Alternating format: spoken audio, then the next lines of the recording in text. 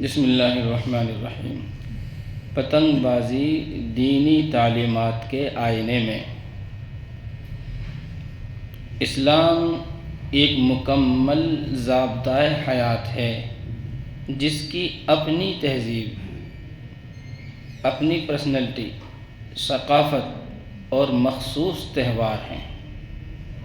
تہوار کسی قوم کی شناخت ہوتے ہیں، پہچان ہوتی ہے تہوار، اور اسلامی اصطلاح میں انہیں شعائر کہا جاتا ہے جس سے خاص شان ظاہر ہو، جیسے مسجد کا شعار مینار، ایسے تہوار اسلام کے شعائر ہیں۔ اسلامی اصطلاح میں انہیں شعائر کہا جاتا ہے جن کے مقرر کرنے کا حق صرف اللہ تعالیٰ کو حاصل ہے۔ تہوار کس کی طرف سے ملتا ہے؟ جو اللہ نے بتلا دیے، اس کے رسول نے بتلا دیے، وہ تہوار وہی ہے۔ اسی بنا پر مسلمانوں کے لیے صرف وہی تہوار جائز ہیں جو شریعت اسلامیہ نے مقرر فرمائے ہیں۔ غیر اقوام کے تہواروں میں شرکت دینی تشخص کے منافی ہے۔ غیر مسلموں کے تہواروں میں شرکت تو اسلام نے ہمیں ایک دینی پرسنلٹی ہم کو دی ہے، اس کے خلاف ہے۔ بسنت یعنی مکر سنکرانتی کی حقیقت۔ بسنت جسے مکر سنکرانتی کہا جاتا ہے، برادران وطن کا معروف تہوار ہے، ہندو بھائیوں کا مشہور تہوار ہے۔ بعض لوگ اسے محض موسمی تفریح قرار دیتے ہیں کہ صرف موسمی تہوار ہے، موسمی تفریح ہے، جبکہ ہندو مذہبی روایات کے مطابق اس کا تعلق مذہبی عقائد سے ہے، مذہبی عقائد سے ہے۔ تاہم چاہے اسے موسمی رسم سمجھا جائے یا مذہبی تہوار، مسلمان کے لیے اس میں شرکت کسی بھی صورت درست نہیں۔ کفار کی مشابہت اور ہماری غافلانہ روش۔ پتنگ بازی غیر مسلم تہذیب کی نمایاں علامت ہے۔ نبی کریم صلی اللہ علیہ وسلم کا فرمان ہے، من تشبہ بقوم فہو منہم، جس نے جس قوم کی مشابہت اختیار کی وہ انہی میں سے ہے۔ اسی بنا پر کفار کے مخصوص اعمال اور تہواروں میں مشابہت اختیار کرنا شرعاً ناجائز ہے۔ مزید برآں پتنگ بازی انسان کو وقت، نماز اور دیگر فرائض سے غافل کر دیتی ہے۔ پتنگ بازی انسان کو وقت، نماز اور دیگر فرائض سے غافل کر دیتی ہے، حالانکہ قرآن و حدیث میں لہو و لعب سے، کھیل کود سے بچنے اور وقت کی قدر کرنے کی سخت تاکید آئی ہے۔ باری سبحانہ و تعالیٰ کا ارشاد ہے، انما یرید الشیطان ان یوقع بینکم العداوة والبغضاء فی الخمر والمیسر ویصدکم عن ذکر اللہ وعن الصلاة فہل انتم منتہون۔ ترجمہ: شیطان تو یہی چاہتا ہے کہ شراب اور جوئے کے ذریعے تمہارے درمیان دشمنی اور بغض و کینہ ڈال دے اور تمہیں اللہ کی یاد سے اور نماز سے روک دے۔ تو کیا تم باز آتے ہو؟ فہل انتم منتہون، تو کیا تم باز آتے ہو؟ جان و مال کا ضیاع۔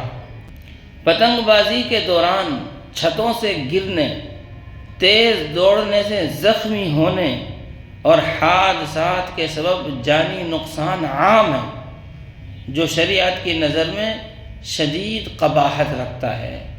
اسی طرح کروڑوں روپے پتنگ، ڈور، ڈی جے اور دیگر فضول انتظامات پر ضائع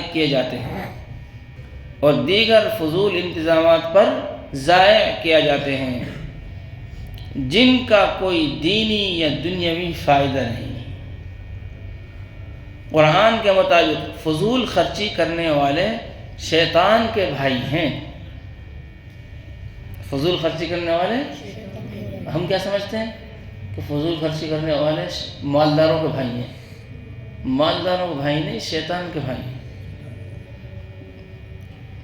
حق تعالیٰ کا فرمان ہے ان المبذرین کانوا اخوان الشیاطین، بے شک فضول خرچی کرنے والے شیطانوں کے بھائی ہیں۔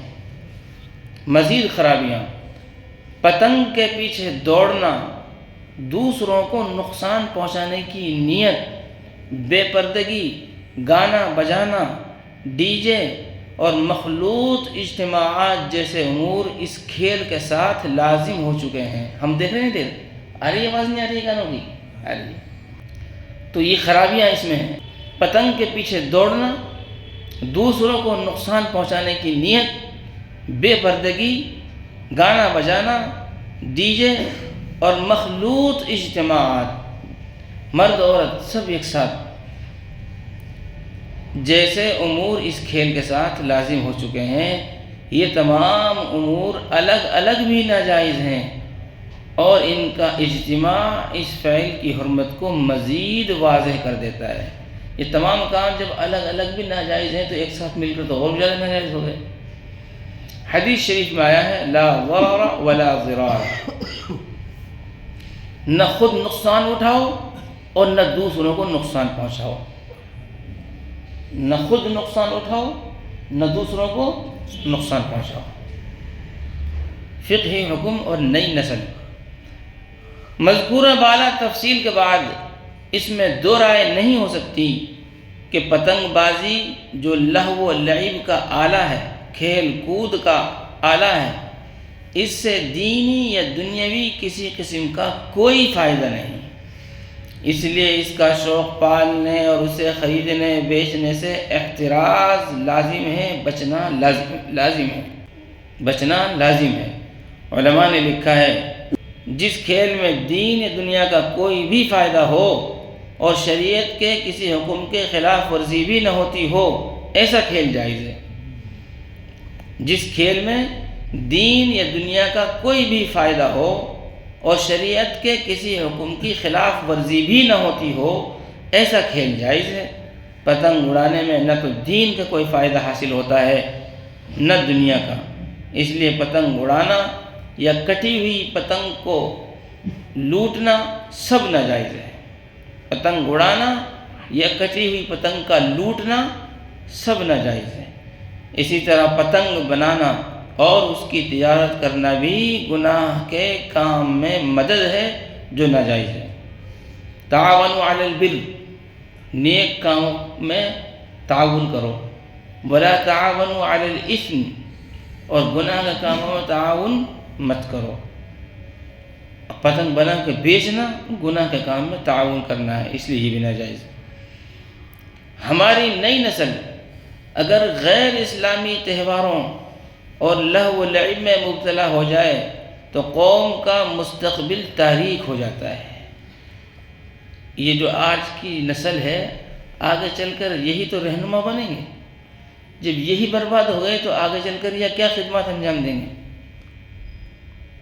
اس لیے والدین پر لازم ہے کہ وہ اپنی اولاد کی دینی تربیت کریں اور انہیں غیر اسلامی رسوم سے محفوظ رکھیں۔ حدیث شریف میں ہے کلکم راع وکلکم مسئول عن رعیتہ، تم میں سے ہر شخص نگہبان ہے اور ہر ایک سے اس کی رعیت کے بارے میں سوال کیا جائے گا، ماتحتوں کے بارے میں سوال کیا جائے گا، پوچھا جائے گا۔ پیغام بیداری، پتنگ بازی جیسے غیر اسلامی مشاغل در حقیقت ہمارے دینی تشخص، فکری بیداری اور اخلاقی اقدار کے لیے خاموش خطرہ ہیں۔ پتنگ بازی اور اس طرح کے غیر اسلامی دوسرے تمام مشاغل، مشغولیاں حقیقت میں ہمارے دینی تشخص اور فکری بیداری اور اخلاقی اقدار کے لیے خاموش خطرہ ہے۔ محسوس نہیں ہو رہا ہم کو، لیکن یہ خطرہ ہے۔ آپ دیکھ لو جو مستقل اس کام میں لگے ہوئے ہیں وہ کیا مطلب گل کھلا رہے ہیں، تعلیم کے میدان میں کتنا آگے بڑھ رہے ہیں، ترقی کے میدان میں کتنا آگے بڑھ رہے ہیں، سوائے برباد ہونے کو اور کیا کر رہے ہیں۔ مسلمان کی شان یہ ہے کہ وہ اپنی خوشیوں، تفریحات اور تہواروں میں بھی شریعت کی حدود کو ملحوظ رکھے۔ عید جیسی خوشی جو سب سے بڑی ہے، وہاں بھی یہ کہا کہ پہلے صدقہ فطر دو، پھر 2 رکعت نماز پڑھو۔ بقرعید جیسی خوشی، وہاں بھی یہ کہا کہ پہلے نماز پڑھو پھر قربانی کرو۔ چاند دیکھ کر خوش ہونے کے بعد بھی کہا کہ اس کی دعا پڑھو۔ تو ہمارے یہاں جشن نام کی کوئی چیز نہیں ہے، شکر ہے۔ خوشی میں بھی حدود سے باہر نہیں، خوشی میں تفریح میں بھی شریعت کی حدود کو ملحوظ رکھا جائے گا۔ تفریح کے لیے جا رہے ہیں، نماز جب بھی پڑھی جائے گی۔ گھومنے کے لیے جا رہے ہیں، نماز جب بھی پڑھی جائے گی۔ غیروں کی نقالی وقتی مسرت تو دے سکتی ہے، مگر اس کے نتائج ایمان، وقت اور نسلوں کے ضیاع کی صورت میں ظاہر ہوتے ہیں۔ غیروں کی نقالی وقتی مسرت، وقتی خوشی، وقتی تفریح تو ہو سکتی ہے، مگر انجام کے اعتبار سے ایمان، وقت اور نسلوں کے ضیاع کی صورت ضائع ہو جائیں گی۔ یہ سب چیزیں نسلوں کے ضیاع کی صورت میں ظاہر ہوتے ہیں۔